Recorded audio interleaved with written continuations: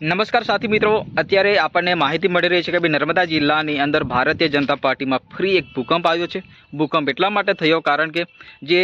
કાર્યકર્તાઓ ભારતીય જનતા પાર્ટીના એ તમામ જે હોદ્દા પરથી રાજીનામું આપ્યું। જે રીતના નર્મદા જિલ્લાના ઉપપ્રમુખ લીલાબેન વસાવાએ જે રીતના પાર્ટી પ્રત્યે નારાજગી વ્યક્ત કરી અને કહ્યું કે ભાઈ મારા આદિવાસી સમાજમાં જે રીતના અત્યાચાર ભ્રષ્ટાચાર થઈ રહ્યો છે એની હું વારંવાર રજૂઆત કરું છું, તે છતાં પાર્ટીથી મને કોઈ પ્રકારનું પ્રોત્સાહન કે પાર્ટી મને જે સહાય કરતી નથી, એના થકી હું નારાજ છું। અને ક્યાંક ને ક્યાંક જે રીતના વિષય આવ્યો હતો કે ભાઈ એમના વિસ્તારની અંદર સાગબારા તાલુકામાં જે રીતના ફોરેસ્ટ જમીન ઉપર એટલે જંગલ ખાતાની જમીનમાં એ વિસ્તારના ખેડૂતો વર્ષોથી ખેતી કરતા હતા, પરંતુ એ વિસ્તારના ફોરેસ્ટ અધિકારીઓ દ્વારા એ ખેતી લાયક જમીનને અટકાવી અને ક્યાંક ને ક્યાંક આ જે પ્રશ્નો છે એ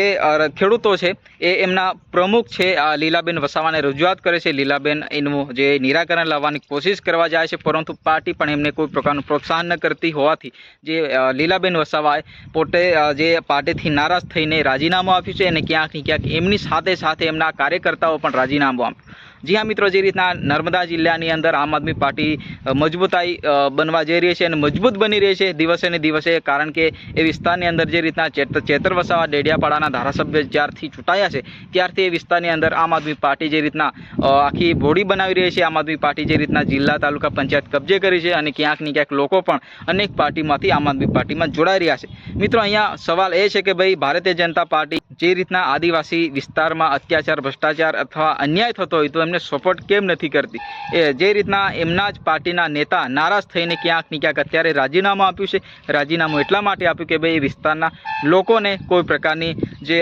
ન્યાય નથી અપાઈ શકતું। વન અધિકાર અધિનિયમ શું કહે છે કે ભાઈ જે રીતના 2001 પહેલાં જંગલ જમીન જે ખેડૂતો ખેડી ખાય છે, જે આદિવાસી લોકો શિડ્યુલ ટ્રાઇબમાં આવતા તમામ જે આદિવાસીઓ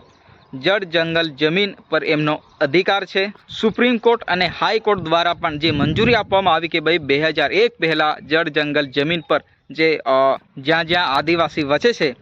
એમનો અધિકાર છે। વન અધિકાર અધિનિયમ 2006 અંતર્ગત જે આખા નિયમો ઘડવામાં આવ્યા એમાં આદિવાસીઓને ખાસ છૂટ આપવામાં આવી, એક પરવાનગી આપવામાં આવી, પરંતુ જે રીતના આજના સમયમાં થઈ રહ્યું છે કે ભાઈ જે ખેડૂતો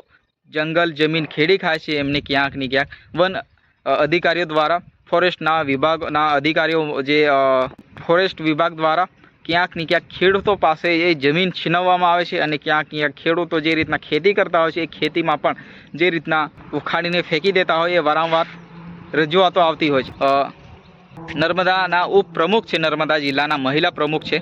તો એમને નારાજગી વ્યક્ત કરી પાર્ટી પ્રત્યે, કારણ કે પાર્ટી એમને કોઈ પ્રકારનું રિસ્પોન્સ ન આપતા એમના મત વિસ્તારના લોકોને જે રીતના આ અગવડ પડી એનાથી નારાજ થઈને તમામ કાર્યકર્તાઓ આ હોદ્દેદારો રાજીનામું આપ્યું છે અને ક્યાંક ને ક્યાંક હવે આમ આદમી પાર્ટી વિસ્તારમાં મજબૂત બનશે। કારણ કે તમે જાણો છો એમ તાજેતરમાં ચેતર વસાવા જે જેલની અંદર ગયા છે એ પણ આ જ વિષય હતો કે ભાઈ જળ જંગલ જમીન વિપાડાની અંદર જે જંગલ જમીન ખેડી ખાતા ખેડૂતને ન્યાય અપાવવા ચેતર વસાવા લડ્યા, પરંતુ ચેતર વસાવાને જ ફસાવવામાં આવ્યા। એ વિષય પણ આ જ હતો।